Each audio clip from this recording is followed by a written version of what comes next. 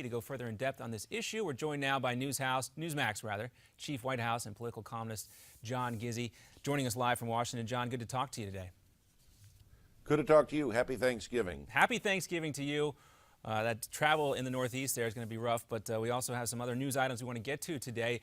Officer Wilson commenting just on the heels of this grand jury decision to not indict him. And we heard the president yesterday talking about the fact he didn't want to get involved in an ongoing investigation, a discussion about that, but he also commented on the issue. Moving ahead, how do you think this might haunt President Obama and Eric Holder, specifically with a new Attorney General going to be nominated here? Well, obviously, whether the Department of Justice decides to file a lawsuit on civil rights grounds in federal matters is going to be something that looms over the Justice Department and over Ferguson, Missouri in the months ahead. Now, certainly when the president talks about an ongoing investigation, we know, to no one's surprise, that this is being considered by the Justice Department lawyers. The final decision will rest in the hands of the new Attorney General, Ms. Lynch. Now, whether or not it comes to that, we don't know.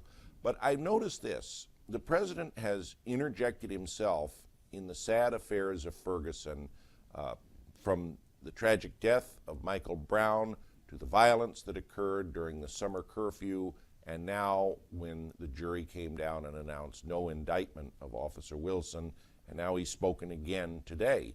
My question is, if he's not going to comment, when will he stop?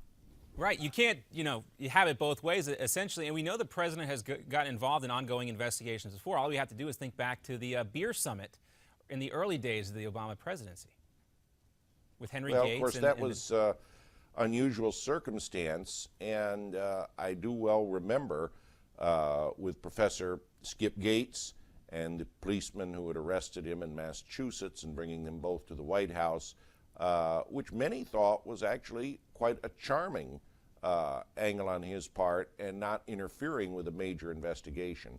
I don't think he's going to invite Officer Wilson to the White House for beer anytime soon, though. I think we can safely assume that. Well, let's also look specifically at what the president said, John, because this is kind of the point of contention here. Let's listen specifically how the president said he was not going to talk about the investigation. Here we go.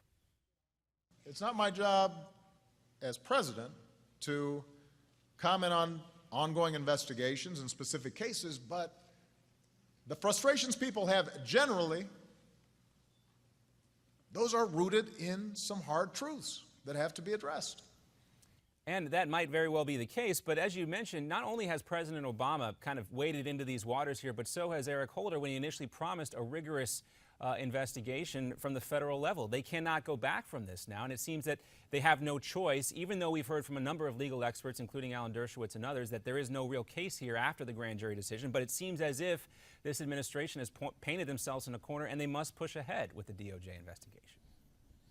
Well, I'll tell you, he's commenting on this so much, I think he's possibly auditioning for a post-presidential job as a commentator on court TV. Now, that said, let me point out something. Brendan Byrne, late governor of New Jersey, prosecutor and judge, used to say, you can indict a ham sandwich if you want. And the fact is that if the Justice Department wants to proceed with civil rights violations against Officer Wilson and the Ferguson Police Department, it can.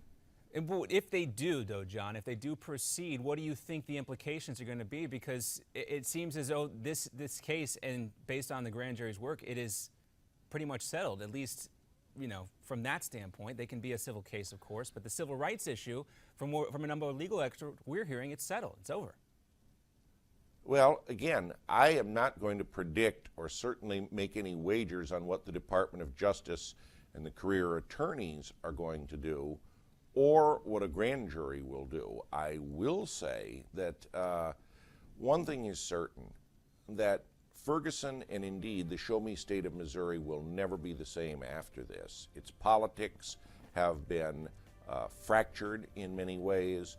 I don't think Governor Nixon will be seeking office again, and we're going to be hearing about Ferguson in 2016 and beyond. And there you go. That's all I can say as an immediate result. We'll take that as a prediction. John Gizzi, Newsmax Chief White House correspondent. Happy Thanksgiving to you, sir.